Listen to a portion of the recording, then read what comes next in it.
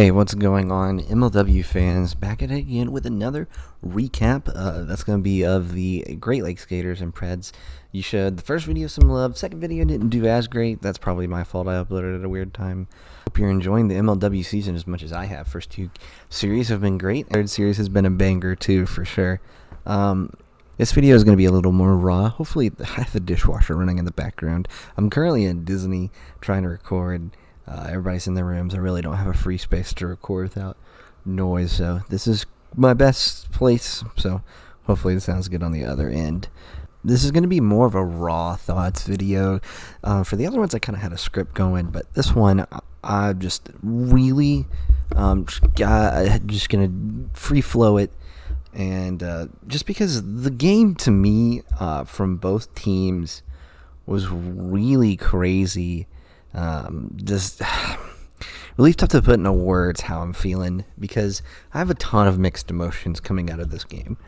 Out of the first game, it was a 2-3 victory for the Pacific Predators. Came off with a walk-off home run from Brennan Russell, who had 2 home runs this first game. It was just a slugfest. Both teams got a run in the first, and after that, it was a pitching battle all the way up until the 6th, where Cratch lit up a home run, and then Bree Russ hit a bomb to really send this game out. Chris Cheatham had, hit pretty well this first game. Jorgensen didn't great, but he had 3 walks. Brendan Zerlag had 3 hits, also looked pretty good. The Preds, though, really struggled for the most part, other than Brennan, who, in my opinion, really stole this game from the Gators. I think the Gators should have won. They had several opportunities, but, if you have a guy who can hit bombs, and Brennan, after the series, man, last year he didn't look the best, but, man, he looked so good, and he really, really helped lift the Preds in the series. Cratch just wasn't able to really pitch the next 2 games because he pitched so well. You can only throw so much before your arm's giving out. And he has had elbow pain in the past. So, way to stick it out. And he had 13 Ks in this game. 13. Cheatham had 12. Cheatham was pitching lights out, too. So, pitchers played really well. I have no complaints from Chris or Ryan. But really, it's just the Gators have got to be able to finish the game out, and really congrats to the Preds to be able to close it out in such a dramatic fashion and be able to hold on. I really don't know what to take away from the second game, to be honest. It was a 9-1 Preds victory. In my opinion, this was just Jorgensen absolutely collapsing. Not because he's a bad player, but because just frustration. You can tell in the second inning he was so out of it, didn't even think about throwing it to third. I think the last at bat, he just threw 4 straight walks and just got out of there for the 6th. I really can't take much away from it. He had 9 earned runs, only 6 Ks, and Stephen McGlade continued his form. Only 1 hit, 1 earned run, 6 Ks. He looked really solid. Mac Hawley, I don't think recorded a hit, but got a lot of walks, so only had 2 at-bats and 1 strikeout in that. So I don't know what to take away again with Jorgensen having some control issues. But, having a guy who's going to have above 500 on-base percentage is not bad at all. The Gators just couldn't buy a hit this series.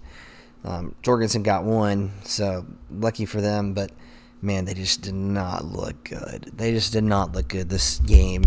I kind of take it as a wash for the most part. And then going into our last series, I'm really surprised the Preds didn't sweep the Gators.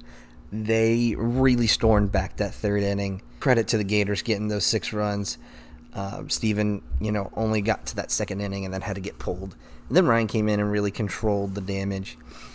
Cheatham again looked really good until that 3rd inning. He pitched 9 innings in that day, and he was really gassed towards the end of it. So again, I don't really know what to think, because he was going on 9 innings and just kind of barely got out of there for the end. So that's why I'm having so many mixed feelings, because it was how much of it is due to having enough players and how much of it is due to the fact that, the Preds are just that good. In my mind, is a little bit of both. I think the Preds look really solid. Brennan Russell had 3 home runs on the day. Alec had 2 home runs on the day. Ryan had a home run on the day. Mac looked pretty okay. Didn't look bad. But, yeah, I think my big takeaways from this game is that the Preds look pretty good. Really solid. I think they're going to be really tough to beat this year. You just got to believe in those core guys. And so far, Mac looks like a pretty good third. But it's unclear. We're not going to be sure for a little bit. So, with that being said, I will also say for the Gators, it's a little worrisome, but first game looked really solid. They looked how they usually do, keeping it very close, good pitching. Second game was just really off from Jorgensen.